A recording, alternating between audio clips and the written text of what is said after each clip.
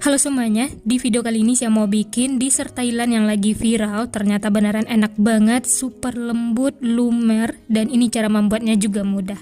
Pertama bikin fla santan, siapkan 30 gram tepung beras, tambahkan seperempat sendok teh vanili bubuk, 2 sendok makan gula pasir, setengah sendok teh garam, dan 350 ml santan. Ini santannya masukkan secara bertahap, diaduk sampai tercampur rata, pastikan tidak ada tepung yang mengumpal. Setelah tercampur, lanjut masukkan sisa santan, masukkan semuanya ya. Aduk lagi sampai tercampur rata.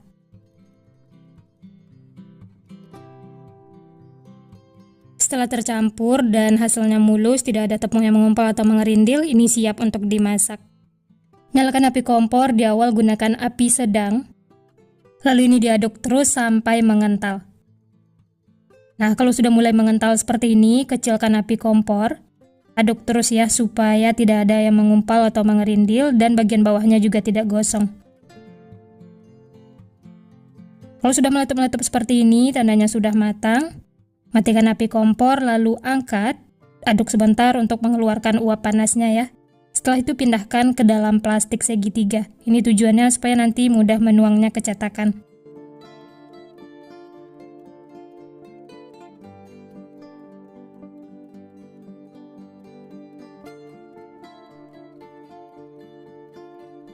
Jangan lupa diikat supaya tidak tumpah. Nah, ini fla santannya sudah siap, nanti akan kita gunakan.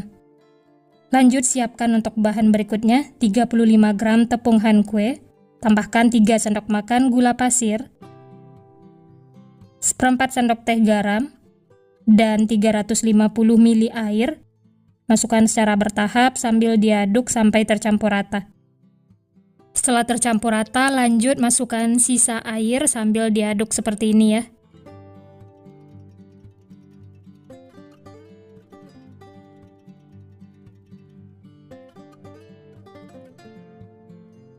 Kemudian ini akan kita masak, nyalakan api kompor, gunakan api sedang, diaduk terus sampai mengental.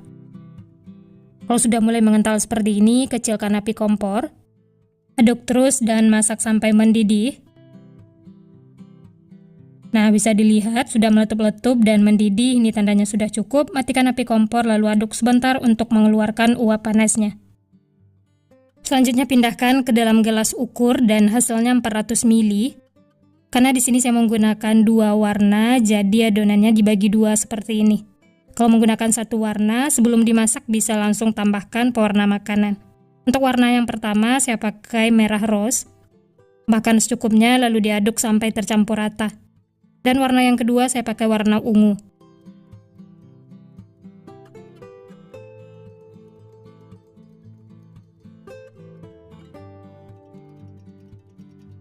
Setelah warnanya tercampur dan ini selagi panas, langsung tuang ke dalam cetakan kue talam. Atau mau menggunakan cetakan lain juga boleh ya, sesuai selera. Tuang 3/4 cetakan, jangan sampai penuh. Oh ya, ini cetakannya tidak saya oles apa-apa, tapi sebaiknya supaya hasilnya mulus dan tidak lengket, bisa diolesi dengan minyak ataupun margarin.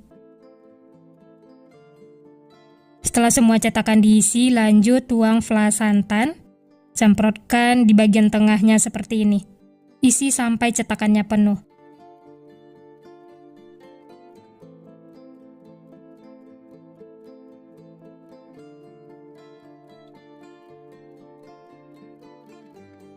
Nah, ini semua cetakannya sudah diisi. Tunggu sampai benar-benar set, setelah itu baru keluarkan dari cetakan. Bisa disimpan di dalam kulkas, ini kalau dimakan dingin tambah enak. Kalau sudah benar-benar set dan ini saya simpan di kulkas, langsung saja keluarkan dari cetakan. Bisa bantu menggunakan sendok plastik seperti ini. Sebaiknya cetakannya dioles margarin atau minyak ya, supaya bagian bawahnya tidak lengket. Dan ini dia hasilnya, cantik banget ya. Lanjut keluarkan yang lainnya, lakukan sampai selesai.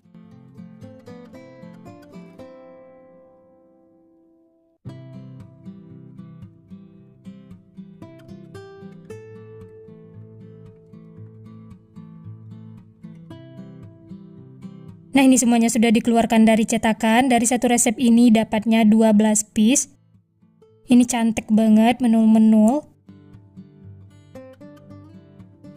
Di sini saya tambahkan topping keju parut, ini opsional ya. Tambahkan juga daun pandan supaya tampilannya lebih menarik.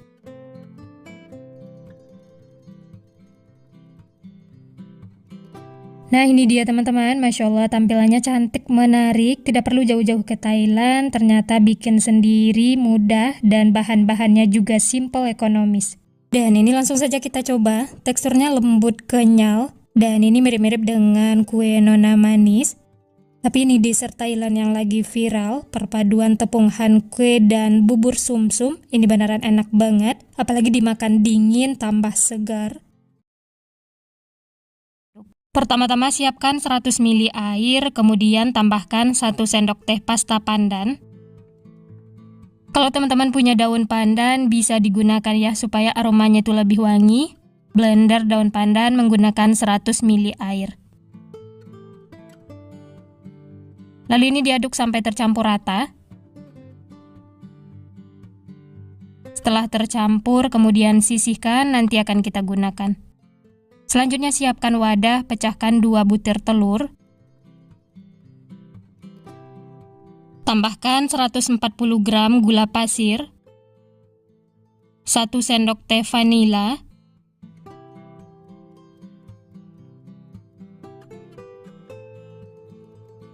tambahkan juga 1/4 sendok teh garam, dan lanjut masukkan pasta pandan yang sudah dilarutkan dengan air. Lalu ini diaduk sampai tercampur rata dan gulanya larut.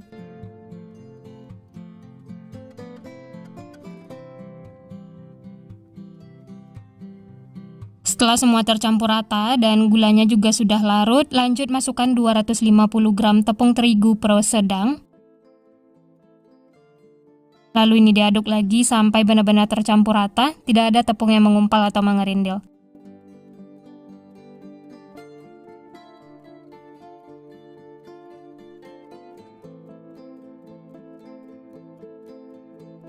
Setelah adonannya tercampur dan mulus seperti ini, lanjut tambahkan 500 ml santan. Ini saya peroleh dari 2 bungkus santan instan yang ukuran 65 ml, kemudian tambahkan air.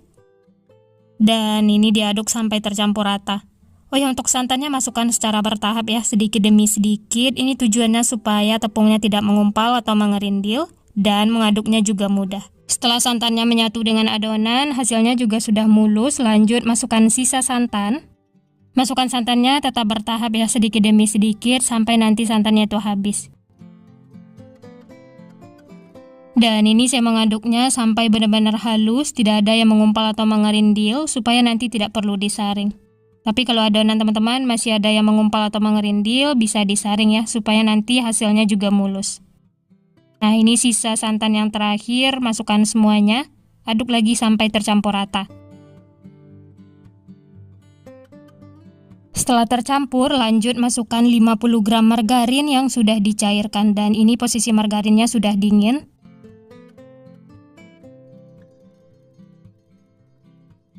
Lalu aduk lagi sampai margarinnya tercampur dengan adonan atau semuanya menyatu.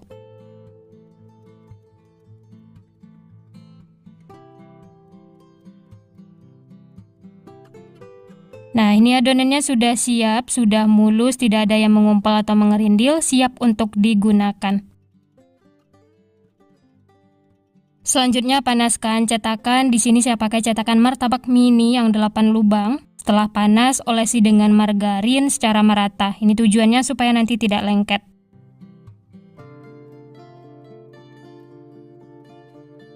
Setelah semua lubang diolesi dengan margarin dan ini sudah panas, lanjut tuang adonan. Jangan terlalu penuh ya, cukup 3/4 cetakan. Dan sebelum menuang adonan, jangan lupa diaduk ya, supaya tidak ada tepung yang mengendap di bawah. Kalau semua sudah diisi, kemudian tutup. Masak menggunakan api paling kecil. Nah ini kuenya sudah setengah matang, bagian atasnya itu sudah kering. Lanjut olesi bagian atasnya dengan margarin.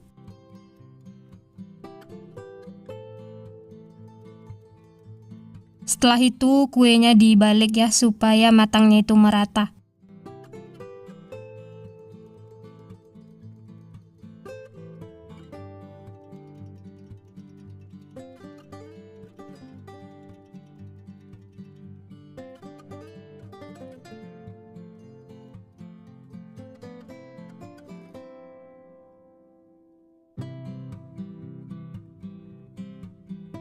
Dan ini kita tutup lagi, masak sampai kuenya matang. Nah, ini dia teman-teman, bolu kojonya sudah matang. Ini aromanya benar-benar wangi, terlihat ya, permukaannya itu sudah kering dan bagian pinggir-pinggirnya juga sudah kecoklatan. Ini langsung saja keluarkan dari cetakan. Mengeluarkannya juga mudah, ini tidak lengket sama sekali.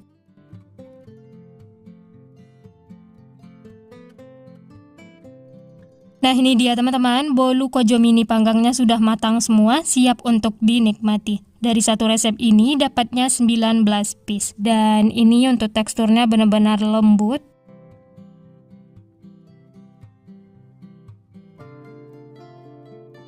Dari potongannya juga berasa ini lembut banget. Kue ini juga cocok untuk ide takjil di bulan puasa nanti ya. Cara membuatnya mudah, bahan-bahannya juga simpel murah meriah. Cuma menggunakan 2 butir telur dan hanya diaduk-aduk. Ini langsung saya coba ya, bismillah. Enak banget teman-teman. Teksturnya benar-benar super lembut, manisnya juga pas, dan ini aromanya benar-benar wangi. Apalagi menggunakan daun pandan asli ya, ini pasti mantul banget. Pertama-tama panaskan air sampai mendidih. Setelah mendidih, kukus 1 buah pisang. Untuk jenisnya bebas sesuai selera masing-masing. Tutup, kukus selama 5 menit. Sambil pisangnya dikukus, lanjut siapkan bahan berikutnya. Ini ada 40 gram sagu mutiara. Masukkan sagunya setelah airnya mendidih ya. Tambahkan pewarna makanan warna hijau. Lalu ini ditutup, masak sampai sagu mutiaranya lembut.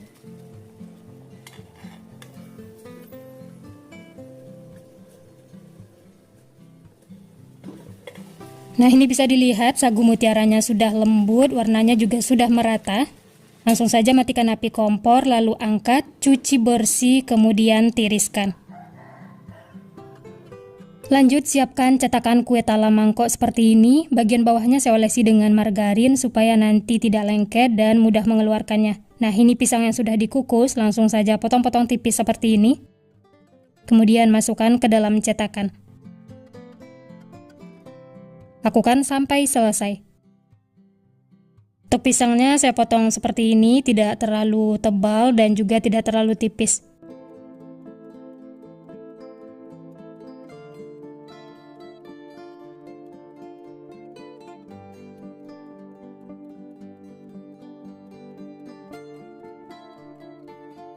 Nah, ini semua cetakan sudah diisi dengan potongan pisang, kemudian sisihkan, lanjut siapkan bahan berikutnya. Siapkan pen atau teflon, masukkan setengah bungkus tepung han kue. Saya pakai yang burung tanduk seperti ini. 1 bungkus isinya 90 gram, di sini saya pakai setengah bungkus.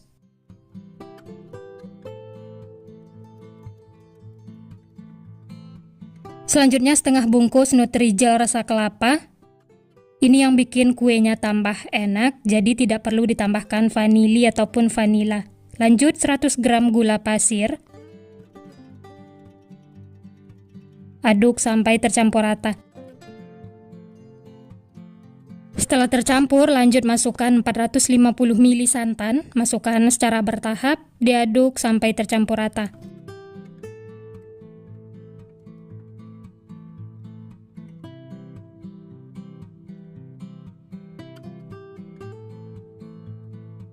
Setelah tercampur, tidak ada yang mengumpal atau mengerindil, lanjut masukkan sisa santan.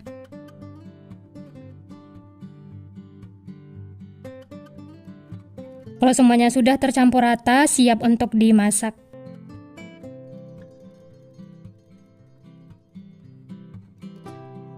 Nyalakan api kompor, di awal gunakan api sedang. Ini diaduk terus sampai mengental.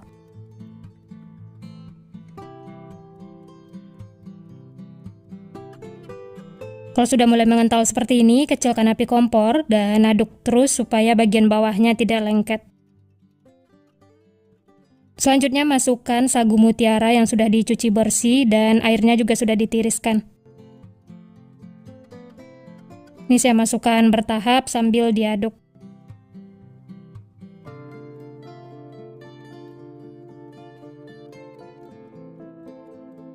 Setelah semua sagu mutiaranya masuk dan tercampur rata, ini sudah cukup ya.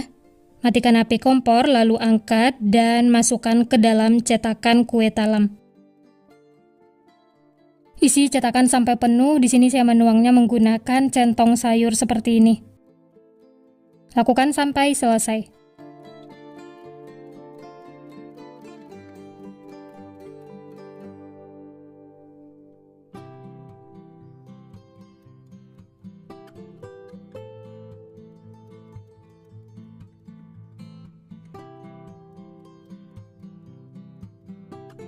Nah, ini semua cetakannya sudah diisi. Dari satu resep ini dapatnya 14 piece.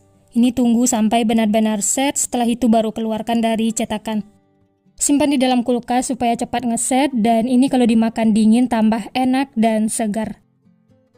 Kalau sudah benar-benar set, ini bisa langsung keluarkan dari cetakan. Siapkan mika bulat telur ceplok seperti ini. Tekan-tekan pinggir cetakan dan ini mengeluarkannya mudah, tidak lengket sama sekali. Masya Allah, ini hasilnya cantik, menarik, dan juga mulus. Lanjut ya, keluarkan semuanya dari cetakan, lakukan sampai selesai.